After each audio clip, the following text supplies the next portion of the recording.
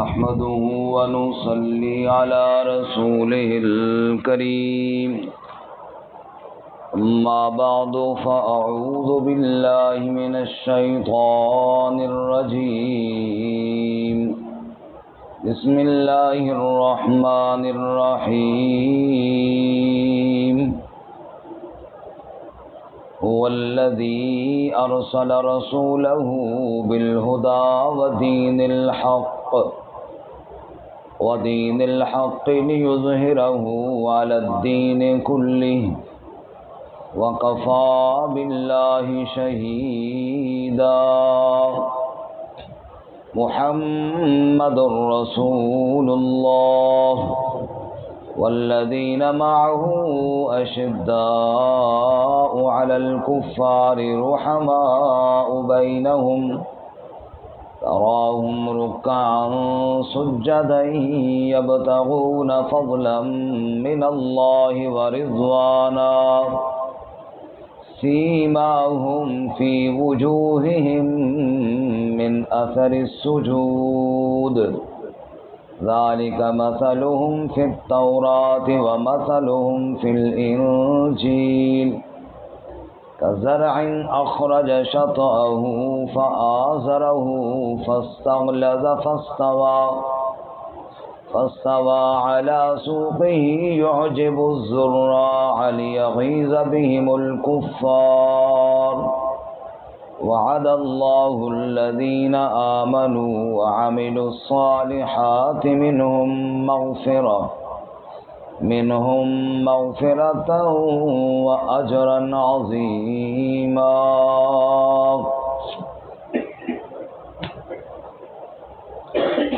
هو الذي أرسل رسوله بالهدى وہی ذات ہے جس نے بھیجا اپنے رسول صلی اللہ علیہ وسلم کو ہدایت کے ساتھ ودین الحق اور دین حق کے ساتھ لیظہرہ علی الدین کلہ تاکہ غالب کرے اسے تمام ادیان پر وکفی باللہ شہیدا اور کافی ہے اللہ تعالیٰ گواہی دینے والا محمد الرسول اللہ حضرت محمد صلی اللہ علیہ وسلم اللہ کے رسول ہیں والذین معہ اشداء علی الکفار اور وہ لوگ جو آپ کے ساتھ ہیں وہ بڑے سخت ہیں کافروں پر رحماء بینہم بڑے رحم دل ہیں آپس میں تراہم رکعا سجدا آپ دیکھیں گے ان کو رکوع سجدہ کرتے ہوئے یبتغون فضلا من اللہ ورضوانا وہ چاہتے ہیں فضل اللہ کی طرف سے اور رضا سیماہم فی وجوہہم من اثر السجود ان کی نشانیاں ان کے چہروں میں سجدوں کے نشانات سے ہیں ذالک مثلہم فی التوراۃ ومثلہم فی الانجیل یہ مثال ان کی تورات میں اور یہ مثال ان کی انجیل میں بھی ہے کزرع اخرج شطأہ جیسا کہ کھیتی نکالی اس نے اپنی سوئی فآزرہ پس قوت دی اس کو فاستغلظ پس وہ موٹی ہو گئی فاستوى علی سوقہ پس سیدھی کھڑی ہو گئی اپنے تنے پر یعجب الزراع تعجب میں ڈالتی ہے کاشتکار کو یعنی پھلی لگتی ہے کاشتکار کو لیغیظ بہم الکفار تاکہ غصہ دلائے ان کے ذریعے کافروں کو وعد اللہ الذین آمنوا وعملوا الصالحات منہم مغفرة واجرا عظیما وعدہ کیا اللہ تعالیٰ نے ان لوگوں سے جو ایمان لائے اور نیک اعمال کیے ان میں سے مغفرت اور اجر عظیم کا سبحان ربک رب العزت عما یصفون سلام علی المرسلین والحمد للہ رب العالمین. اللهم صل على محمد وعلى آل محمد كما صليت على إبراهيم وعلى آل إبراهيم إنك حميد مجيد. اللهم بارك على محمد وعلى آل محمد كما باركت على إبراهيم وعلى آل إبراهيم إنك حميد مجيد. معزز سامعین، سورۃ الفتح کی آخری 2 آیات تلاوت کی ہیں. اللہ رب العزت ان کے مطابق صحیح بیان کی توفیق عطا فرمائے اور ہمیں قرآن و سنت پر عمل کرنے کی توفیق عطا فرمائے. سے قبل گزشتہ آیات میں صلح حدیبیہ کا واقعہ ہم نے پڑھا. کس طرح رسول اللہ صلی اللہ علیہ وسلم مشرکین کے ساتھ صلح فرماتے ہیں. اور گزشتہ سبق میں ہم نے پڑھا کہ کفار کے دل میں ایک جہالت کی غیرت جاگ اٹھی، اور اس جہالت کی وجہ سے پہلے تو وہ روک رہے تھے عمرہ سے، یہ ایک بہت بڑی جہالت، اور نمبر 2 پھر وہ صلح پر ایسی شرطیں رکھ رہے تھے کہ وہ ساری شرائط جاہلانہ اور صلح کو گویا کہ توڑنے والی بات تھی، نہ کرنے والی بات تھی. لیکن رسول اللہ صلی اللہ علیہ وسلم نے کمال حکمت اور دانائی کے ساتھ ان کی ہر شرط تسلیم کر کے صلح فرمائی. تو اللہ تعالیٰ نے اس پر فتح کی بشارت سنائی اور ارشاد فرمایا کہ اللہ ان قریب آپ کو عمرہ بھی کرائے گا، اور اس کے علاوہ اللہ آپ کو مکہ میں فاتح بھی بنائے گا. وجعل من دون ذلك فتحا قریبا. فتح کی خوشخبری سنانے کے بعد اب رسول اللہ صلی اللہ علیہ وسلم کی صداقت، دیانت اور آپ کی اتباع کا حکم دیا گیا ہے، ترغیب دی گئی ہے. وہ اس لیے اس طرح کہ بتایا لوگوں، اللہ کی ذات وہ ہے جس نے اپنا سچا رسول بھیجا، حضرت محمد الرسول اللہ صلی اللہ علیہ وسلم. ان کو ہدایت دے کر بھیجا، دین حق دے کر بھیجا، اور یہی بات سچی ہے، یہی بات حق ہے جو اللہ کے نبی صلی اللہ علیہ وسلم ارشاد فرماتے ہیں. جب اللہ تعالیٰ کے نبی صلی اللہ علیہ وسلم ہر بات حق اور سچ فرماتے ہیں تو پھر آپ کے ماننے والوں کو آپ کی ہر بات پر یقین رکھ کر اتباع کرنی چاہیے. باقی انسان کوئی بھی ہو، اس میں بعض دفعہ اعتدال سے وہ ہٹ جاتا ہے. یعنی کبھی غصے میں آیا تو تھوڑا حد سے تجاوز کر گیا، کبھی کسی پر محبت اور پیار میں آیا تو حد سے بڑھ گیا. رسول اللہ صلی اللہ علیہ وسلم بہرحال ہر حالت میں حق ہی بولتے اور سچ ہی کرتے تھے. سبحان اللہ. بڑی مشہور حدیث ہے، ایک صحابی رسول اللہ صلی اللہ علیہ وسلم کی ہر بات کو لکھنے کے جذبے کے ساتھ بیٹھے، تو جو حضور فرمایا میں لکھ لوں. دوسرے صحابی نے منع کیا، بھئی ہر وقت ہر بات لکھنے کے قابل نہیں ہوتی. انہوں نے کہا میں نبی صلی اللہ علیہ وسلم سے پوچھوں گا، اگر آپ صلی اللہ علیہ وسلم نے بھی منع کر دیا تو پھر نہیں لکھوں گا، اور حضور صلی اللہ علیہ وسلم نے اگر اجازت دی تو پھر تو آپ کے روکنے سے میں رکوں گا نہیں. چنانچہ انہوں نے رسول اللہ صلی اللہ علیہ وسلم سے پوچھا. آپ صلی اللہ علیہ وسلم نے ارشاد فرمایا، اگر تم چاہو ہر بات لکھنا چاہو تو بے شک لکھ لیا کرو. بات ان کی بھی ٹھیک ہے، کبھی انسان غصے میں ہوتا ہے حد سے بڑھ جاتا ہے، کبھی انسان محبت میں ہوتا ہے تجاوز ہو جاتا ہے، لیکن وہ باقی لوگوں کی بات ہے. میں محمد صلی اللہ علیہ وسلم غصے میں بھی ہوں تب بھی حق کہتا ہوں، اور محبت میں ہوں تب بھی سچ کہتا ہوں۔ تو رسول اللہ صلی اللہ علیہ وسلم کی ہر بات جب حق ہے، اللہ کے نبی صلی اللہ علیہ وسلم کا ہر کام جب سچ ہے، ہر قول جب حق اور سچ ہے، تو پھر امت پر آپ کی اتباع لازم ہے۔ اتباع کیا ہے بولو جی؟ هو الذی ارسل رسولہ بالہدی ودین الحق، وہی ذات ہے اللہ تعالیٰ کی ارسل رسولہ، جس نے بھیجا اپنے رسول صلی اللہ علیہ وسلم بالہدی، ہدایت کے ساتھ بھیجا، ودین الحق، اور دین حق دے کر بھیجا۔ لوگوں ہر وقت مانگتے ہو، ہر بندہ چاہتا ہے میں ہدایت پر رہوں، اہدنا الصراط المستقیم، اے اللہ میں صراط مستقیم ہدایت کا راستہ دکھا۔ اللہ فرماتے ہیں ہدایت کا راستہ چاہتے ہو تو میں نے محمد صلی اللہ علیہ وسلم کو ہدایت دے کر بھیجی ہے، میرے نبی صلی اللہ علیہ وسلم کے نقش قدم پر چلتے جاؤ، ہدایت کی راہ پر چلو گے، یہی دین حق ہے، یہی سچا دین ہے۔ لِيُظْهِرَهُ عَلَى الدِّينِ كُلِّهِ، تاکہ غالب کرے اللہ اسے تمام ادیان پر۔ ارے اس بات پہ غور کرنا، اللہ نے سچا دین بھیجا، اس لیے بھیجا کہ تاکہ بولے نا جی غالب ہو جائے، اللہ اسے غالب کر دے، علی الدین کلہ، تمام ادیان پر۔ رسول اللہ صلی اللہ علیہ وسلم کی آمد سے پہلے جتنے بھی ادیان موجود تھے، اللہ نے اسلام کو سب پر غلبہ عطا فرمایا۔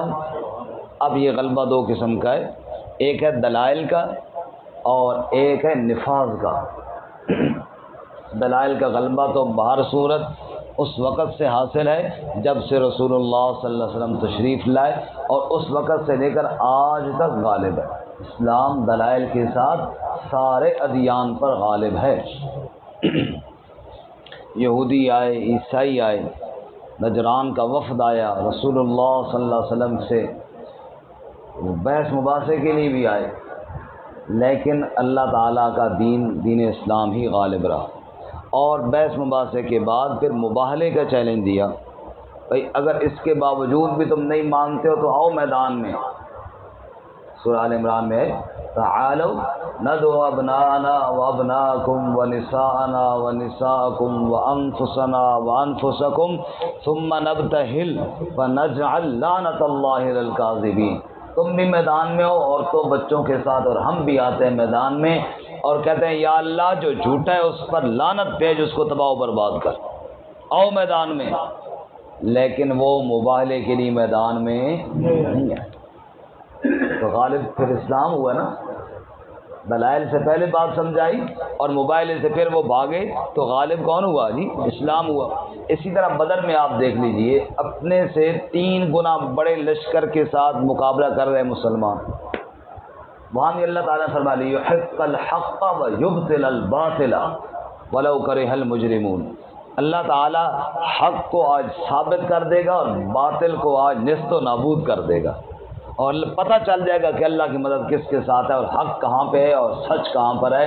اللہ تعالیٰ نے 313 کو 1000 کے لشکر پر غلبہ دے کر بتایا کہ میں اللہ تو ان کے ساتھ ہوں، میں اللہ ان کے ساتھ۔ اور بھی اس کے علاوہ کئی مثالیں ہیں۔ تو دلائل کا غلبہ یہ تو اس وقت سے حاصل ہے جب سے رسول اللہ صلی اللہ علیہ وسلم نے نبوت کا اعلان فرمایا۔ آپ نے پہلے دن جب اعلان نبوت فرمایا، اسی دن سے دلیل کے ساتھ تو اللہ کے نبی غالب ہے، دلیل کے ساتھ تو اللہ کے نبی بولو غالب ہے۔ اس پہ ایک اور بات بھی واقعہ ذہن میں آ گیا۔ حضرت عمر رضی اللہ تعالیٰ عنہ یہودیوں کے پاس گئے اور وہ تورات پڑھا رہے تھے، ان کے مدرسے میں گئے، تو حضرت عمر رضی اللہ تعالیٰ عنہ کا یار تورات کی کوئی اہم باتیں مجھے لکھ کر دے دو۔ ان کا جی ٹھیک ہے، انہوں نے لکھ کر دے دی۔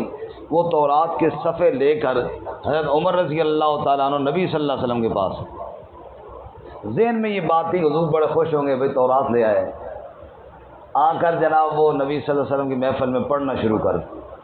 حضور اقدس صلی اللہ علیہ وسلم غصے ہوئے، ناراض ہوئے، اور آپ صلی اللہ علیہ وسلم کی ناراضگی کا اظہار زبان سے نہیں چہرے کے اثرات سے ہوتا تھا۔ ایک رگ تھی جو پھڑپھڑاتی تھی، رنگ سرخ ہو جاتا تھا، تو صحابہ کرام محسوس کر گئے کہ یہ بات اللہ کے نبی صلی اللہ علیہ وسلم کو پسند حضرت عمر کو متوجہ کیا، بھئی حضور کے چہرے کی طرف تو دیکھو۔ تو عمر رضی اللہ تعالیٰ عنہ جب محسوس ہوا کہ میرے اس عمل سے اللہ کے نبی خوش نہیں ہیں، تو فوراً وہ ورقے لپیٹ کر رکھ دیے اور کہنے لگے رضیت باللہ ربا وبالاسلام دینا وبمحمد نبیا، تو میں تو اللہ کے رب ہونے پر راضی ہوں، اسلام کے دین ہونے پر راضی ہوں، اور محمد صلی اللہ علیہ وسلم کے رسول ہونے پر راضی ہوں۔ یہ کلمات دہراتے رہے بار بار، اللہ کے نبی صلی اللہ علیہ وسلم کا غصہ ٹھنڈا ہوا۔ حضور نے ارشاد فرمایا عمر عجیب آدمی ہو، میرے ہوتے ہوئے یہودیوں کے پاس جا کے جی کوئی باتیں لکھ دو، کیا ضرورت تھی تمہیں جانے کی؟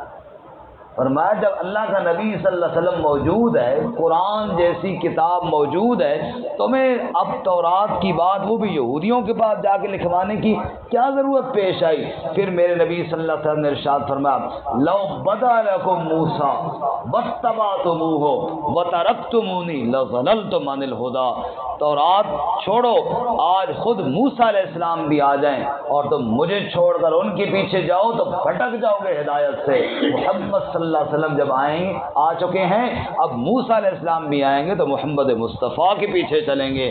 قرآن جب آ گیا ہے تو اب تورات بھی قرآن کے پیچھے چلے گی۔ فرمایا میرے بعد نبی کوئی نہیں اور قرآن کے بعد کتاب کوئی نہیں ہے۔ قرآن بھی ہدی للناس ہے اور نبی کافۃ للناس ہے۔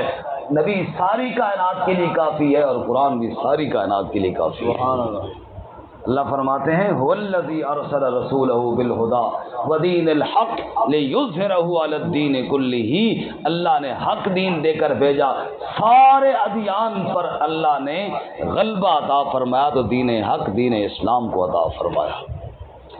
دوسرا وہ ظاہری غلبہ ہے، یہ تو دلائل کا غلبہ تھا، وہ جب مسلمان مضبوط ہوں گے تو حاصل ہو جائے گا، جب نہیں ہوں گے تو نہیں ہوگا۔ جب مسلمان مضبوط تھے تبھی میں نے بدر کی مثال دی ہے، اپنے سے 3 گنا بڑے لشکر سے ٹکرائے تو اللہ نے فتح عطا فرما دی۔ اور آپ صلی اللہ علیہ وسلم کا 23 سالہ نبوی دور ہے، 23 سال، جن میں 13 سال تو مکی دور گزار دو، پیچھے مدنی دور کتنا رہ گیا جی؟ 10۔ ان 10 سالوں میں 2 ہجری میں تو بدر ہوئی، یعنی یہ 10 سالوں میں پھر 2 نکالو، اس وقت یعنی کام شروع ہوا، 2 ہجری میں تو بدر ہوئی نا، وہاں سے یعنی میدان کا کام شروع ہوا، اور پھر وہ وقت آیا وَرَأَيْتَ النَّاسَ يَدْخُلُونَ فِي دِينِ اللَّهِ أَفْوَاجًا، فوجوں کی فوجیں دین میں غالب تھی اور اسلام کا جھنڈا عرب کی دھرتی پر لہرانے لگ گیا، اور اللہ تعالیٰ نے غلبہ عطا فرمایا، بتا دیا کہ جب اخلاص والے اور مخلص ہو کر دین کو غالب کرنے کی محنت کرنے والے جب میدان میں اتریں گے پھر اللہ تعالیٰ کی مدد آئے گی، اور دنیا کی کوئی طاقت ان کو نہیں روک پائے گی، دنیا کی کوئی طاقت ان کو روک، کہ محنت تو لگے گی، محنت تو لگے گی۔ اب ایسے تو نہیں ہے کہ بغیر محنت کے ہی دین غالب آ جائے، اس کے لیے تخت پر آ جائے، تخت پر لانے کے لیے محنت تو کرنی پڑے گی۔ اللہ تعالیٰ ہمیں بھی توفیق عطا فرمائے، ہر بندہ اپنے حصے کی کوشش کرے، کیونکہ دین حق جو ہے یہ ایک نظام ہے، یہ ایک قانون ہے، اور نظام اور قانون انفرادی نہیں ہوتا، اجتماعی ہوتا ہے۔ اسلام نے صرف وضو اور نماز کے طریقے نہیں سکھائے، اسلام نے پوری دنیا میں حکومت کے طریقے بھی بتائے، پوری دنیا کے اندر نظام عدل کیسے قائم ہوگا اسلام نے وہ بھی بتایا ہے۔ بہرحال فرمایا هو الذی ارسل رسولہ بالہدی ودین الحق، لوگو اللہ کی ذات وہ ذات ہے جس نے اپنا محبوب صلی اللہ علیہ وسلم بھیجا، ہدایت کے ساتھ بھیجا، حق اور سچ دین دے کر بھیجا۔ کیوں بھیجا؟ لیظہرہ علی الدین کلہ، تاکہ اسے تمام دینوں پر غالب کر دے۔ اب غالب دین ہوگا تو اسلام ہوگا، شریعت چلے گی تو محمد صلی اللہ علیہ وسلم۔ اگلی آیت کل بیان کریں گے۔ 4 باتیں ذہن میں رکھیں جی، کتنی باتیں جی؟ 4 چیزوں کو اللہ نے قرآن میں بتایا ہے کہ کسی ایک قوم، ایک علاقے، ایک شہر کے لیے نہیں بلکہ ساری انسانیت کے لیے۔ کتنی باتیں بولیں جی؟ نمبر 1 کعبۃ اللہ، ان اول بیت وضع للناس، فرمایا کعبۃ اللہ ساری انسانیت کا قبلہ ہے، کعبہ کے بعد اور قبلہ کی ضرورت، ساری انسانیت کا قبلہ ہے کعبۃ اللہ۔ نمبر 2 قرآن، شہر رمضان الذی انزل فیہ القرآن ھدی للناس، رمضان کے مہینے میں رب نے جو کتاب قرآن نازل کی، یہ قرآن مقدس بھی صرف عرب کے لیے نہیں، کسی ایک علاقے کے لیے نہیں، بلکہ ھدی للناس، ساری انسانیت کے لیے ہدایت ہے، قیامت تک آنے والے ہر طبقے کے لیے رہنما کتاب ہے تو قرآن مقدس ہے۔ نمبر 3 نبی مکرم صلی اللہ ما ارسلناک الا کافۃ للناس، ہم نے اپنے محبوب حضرت محمد صلی اللہ علیہ وسلم کو کافۃ للناس، ساری انسانیت کے لیے کافی ہونے والا رسول بھیجا ہے۔ جہاں جہاں تک انسانیت بستی ہے ان کا قبلہ بیت اللہ رہے گا، ان کی ہدایت کی کتاب قرآن ہوگی اور ان کا رسول محمد الرسول اللہ ہوگا صلی اللہ۔ کتنی باتیں ہو گئی جی؟ چوتھی بات، کنتم خیر امۃ اخرجت للناس، نمبر 4 یہ امت، فرمایا یہ امت بھی سب امتوں میں سے بہتر ہے۔ بنی اسرائیل اپنے وقت میں بہتر تھی، وفضلناہم علی العالمین، اپنے وقت میں اللہ نے ان کو فضیلت دی، لیکن جب امت محمد صلی اللہ علیہ وسلم آئی تو فرمایا کنتم خیر امۃ اخرجت للناس، تم امت بھی بہترین امت ہو، تمہیں بھی ساری انسانیت کے لیے نکالا گیا ہے، میرا نبی جو دین حق دے کر گیا ہے، اب باقی قیامت تک آنے والی انسانیت کے لیے وہ حق کی دعوت پہنچانے والی امت تم امت ہو، یہ امت بھی بہترین۔ کتنی چیزیں ہو گئی جی بولو؟ نمبر 1 کعبۃ اللہ، کعبۃ اللہ بیت اللہ کے بعد قبلہ کوئی نہیں، وہی اللہ تعالیٰ کا کعبہ ہے، اللہ کا گھر ہے۔ نمبر 2 قرآن، قرآن کے بعد اب اور کتاب کوئی نہیں۔ نمبر 3 رسول، حضرت محمد صلی اللہ علیہ وسلم کے بعد اب اور کوئی رسول کوئی نہیں، بس یہی رسالت قیامت تک چلے گی۔ نمبر 4 امت، امت کے بعد امت کوئی نہیں، کعبہ کے بعد قبلہ کوئی نہیں، قرآن کے بعد کتاب کوئی نہیں، نبی کے بعد رسول۔ اس لیے اللہ فرماتے ہیں جب کوئی نہیں ہے تو پھر یہی دین غالب رہے گا، اور دین نے جب آنا کوئی نہیں ہے تو پھر کسی اور کو ماننے کی کیا ضرورت ہے؟ لِيُظْهِرَهُ عَلَى الدِّينِ كُلِّهِ، سب ادیان پر دین اسلامی غالب رہے گا، اور اس بات کا گواہ کون ہے؟ وَكَفَى بِاللَّهِ شَهِيدًا، اللہ ہی اس بات پر گواہی دینے والا کافی ہے، رب کی گواہی کے بعد پھر اور کسی کی گواہی کی کوئی ضرورت نہیں ہے۔ اللہ تعالیٰ قرآن و سنت پہ عمل کی توفیق عطا